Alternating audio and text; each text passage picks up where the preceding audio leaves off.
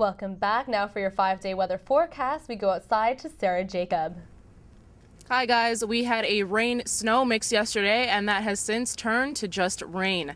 If you don't have an umbrella, please do invest in one because you will need it for the next 3 days. Now let's take a look at your 5-day weather forecast. Today we will have a low of 2 and a high of 7 degrees. It'll be raining tonight and into tomorrow. Going into your weekend, Friday, we will still have some light rain and we'll stay above freezing. We'll see a high of 4 and a low of 2. On Saturday, we'll see some isolated showers and we will also stay above freezing with a high of 5 and a low of 0. Sunday, the rain will stop and we will dip below freezing. We'll have a high of 0 and a low of -6. When you're headed back to work and school on Monday, dress for fairly chilly temperatures. We'll have a high of -1 and a low of -9 with some cloudy periods.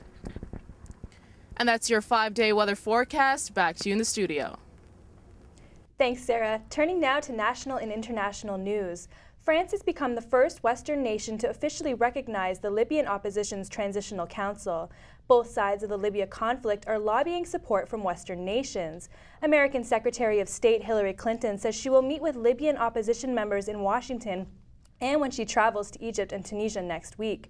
NATO defense ministers are still discussing whether to impose a no-fly zone over Libya. The Parliamentary Budget Officer estimates the F-35 stealth fighter program will be far more expensive than the government estimated. Kevin Page says the jet purchases may cost taxpayers $29.3 billion over 20 years, billions more than the original projected cost of $16 to $18 billion. Michael Ignatieff says the Liberals would cancel the purchase and hold an open competition to replace the Air Force's aging CF-18 jets. This comes just a day after House Speaker Peter Milliken found the Conservative government in breach of Parliament privileges on 2 fronts. Health Canada has approved the first oral treatment for multiple sclerosis. Novartis Pharmaceuticals announced today that the pill Gilenya will be available in pharmacies starting April 1st. The pill is said to ease muscle spasms and loss of balance in patients suffering from relapsing MS. Other treatments available require daily injections or infusions. Canada has one of the highest rates of MS in the world. And now with your sports news, here's Tom Yanni.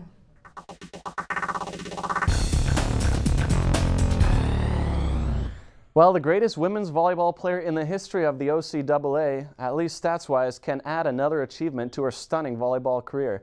Humber Hawks player Landis Doyle received the CCAA Volleyball Player of the Year award, a first for Humber's volleyball program. Doyle received the award last night in St. John, New Brunswick, the site of the CCAA Women's Volleyball Championships. Both the men's and women's volleyball teams are at nationals and will be in action later today at 2.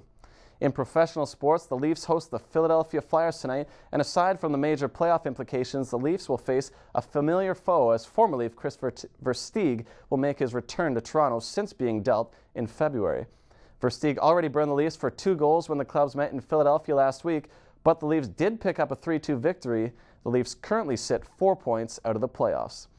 And as you heard in the news, controversy continues to surround that Zdeno Chara hit on Max Pacioretty. NHL disciplinarian Mike Murphy issued no suspension to Chara for the hit, saying he saw no basis to impose supplemental discipline.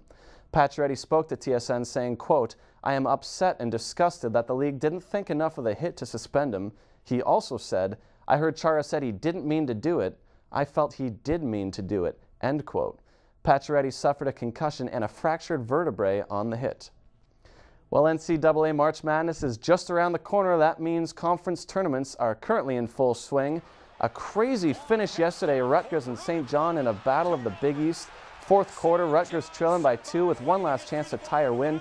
The inbounds pass is picked off by Justin Brownlee, but Brownlee travels and steps out of bounds, throwing the ball in the air in celebration. There's 1.7 seconds left. The refs don't notice. Rutgers head coach Mike Rice livid. Refs just leave the court. Rutgers' season is now over. Finally, the Raptors led by 14 points in the fourth quarter, and then reality set in. They blew the lead, losing 96-94 to the Utah Jazz. Utah forward Al Jefferson scored a game-high 34 points, including a buzzer beater to seal the win for the Jazz. Meanwhile, the Raps were paced by DeMar DeRozan's 17 points, and they fall to 17-47 on the season. Toronto leading scorer Andrea Bargnani missed the game with the flu. You are now up to date in the world of sports. Back to the newsroom. Thanks, Tom. After the break, we'll get the latest in entertainment from Trishelle Esposito.